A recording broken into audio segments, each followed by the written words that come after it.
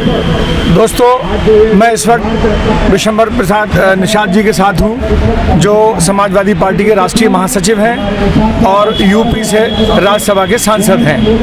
मैं जातिगत जनगणना के आधार पर जो हमारा प्रोटेस्ट चल रहा है और इससे पहले के भी आंदोलन जो चल रहे हैं, उस आंदोलन के तहत उन्होंने हमें बहुत सहयोग किया है। आज हमारे साथ मौजूद हैं। मैं निषाद साहब आपसे कहना चाहूँगा कि आप इस सिलसिले में सरकार को क्या आप स्टेटमेंट देना चाहेंगे?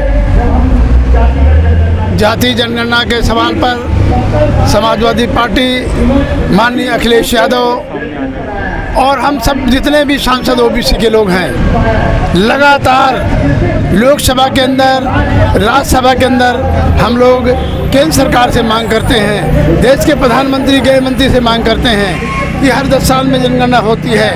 2021 की जाति जनगणना में ओबीसी की हमारी जाति जनगणना कराइए, लेकिन ये गूंगी बहरी सरकार नहीं सुन रही है। हम लोगों ने कई बार मामले उठाए और आज बी द पीपल के लोग, पैगाम के लोग और यदुवंशी महासेना के लोग और तमाम हमारे लोग जो है आज सड़क पे जो है धरना प्रदर्शन करके, रोड मार्च करके जो है, पैदल मार्च करके जो है आज जो है डिमांड कर रहे हैं। आज हम उनके साथ हैं और हम यही कहना चाहते हैं, जब तक हमारी जाति जनगणना नहीं होगी और तब तक हम लोग चुप नहीं बैठेंगे। हम चाहते हैं कि हमारी जाति जनगणना हो। ये गूंगी बहरी सरकार हमारी जाति जनगणना नहीं कराना चाहती है, क्योंकि उससे उनका नुकसान है। वो चाहते हैं कि देश में बड़े बड़े पूंजीपति हैं, उनको सरकारी विभाग देना चाहते हैं और तमाम हमारा रेल बेच दिया, हमारा हवाई अड्डा बेच दिया, हमारा LIC बेच दिया।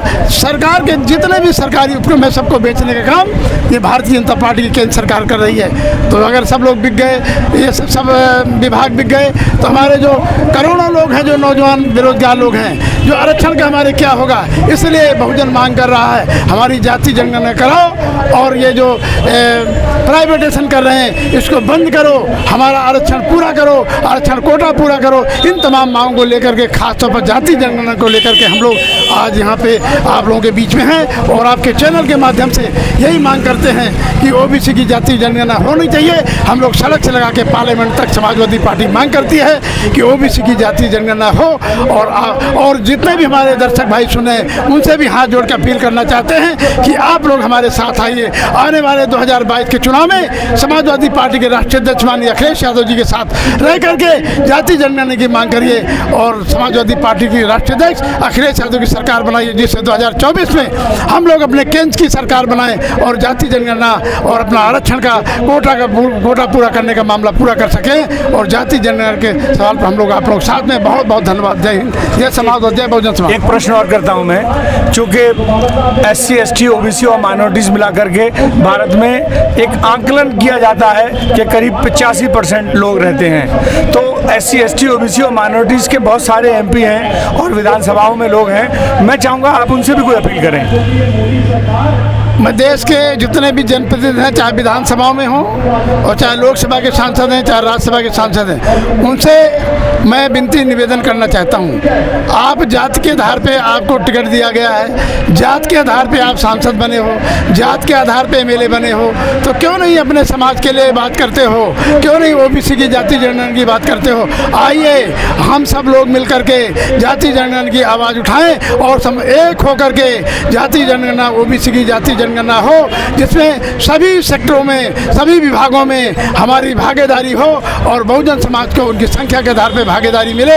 यही आपसे अपील करते हुए कि हमारे इस मुहिम में आप भी अपना साथ दीजिए। इन्हीं शब्दों के साथ आपको भी आह्वान करते हैं, आपको न्योता देते हैं कि आप लोग जहाँ भी हों, सड़क में हों, आप संसद में हों, आप विधानसभा में हों, जहाँ भी हमारी आवाज़ सुन रहे हो, आप लोग हमारी आवाज़ को, इन बहुजनों की आवाज़ को, जाति जनगणना की आवाज़ को आगे बढ़ाने का काम करें। बहुत बहुत धन्यवाद। एक प्रश्न और करूँगा आपसे।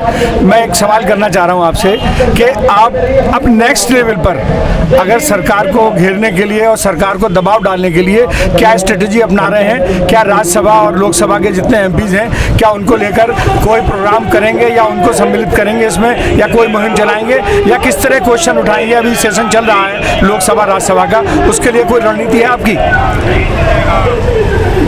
भारतीय जनता पार्टी की घमंड की बहुजन की सरकार, भारतीय जनता पार्टी की सरकार बहुजनों के हक की हकमारी कर रही है। अभी हमारे 12 सांसद निलंबित कर दिए गए हैं। किसानों के सवाल को लेकर के, जाति जनगणना के सवाल को लेकर के जब हम लोग बेल पे गए तो 12 सांसदों को निलंबित कर दिया गया है। वह हमारी आवाज़ नहीं उठाने दी जा रही है, हमारी आवाज़ को दबाया जा रहा है। आज देश में बोलने वालों और कलम पे पहरा लगा, बंदूक का पहरा लगा दिया गया है। जो बोलता है उसको निकालने का काम किया जा रहा है। तो हम आपके इस चैनल के माध्यम से ये आपको बताना चाहते हैं कि समाजवादी पार्टी और हम लोग जो है जाति जनगणना के लिए, आपके लिए हर तरह की आवाज़ उठाने के लिए तैयार हैं। और लगातार मैंने कई बार पार्लियामेंट के अंदर जाति जनगणना की बात और बहुसंख्यकों की बात जो है, बहुजनों की बात उठाने का काम किया है। आगे हम बात को उठाते रहेंगे। इन्हीं सब जनता बहुत बहुत धन्यवाद जी। बहुत बहुत शुक्रिया निशात साहब, और आपने बहुत कोऑपरेट किया है। ये पूरा मूवमेंट चल रहा है, आप लोगों के दम से चल रहा है।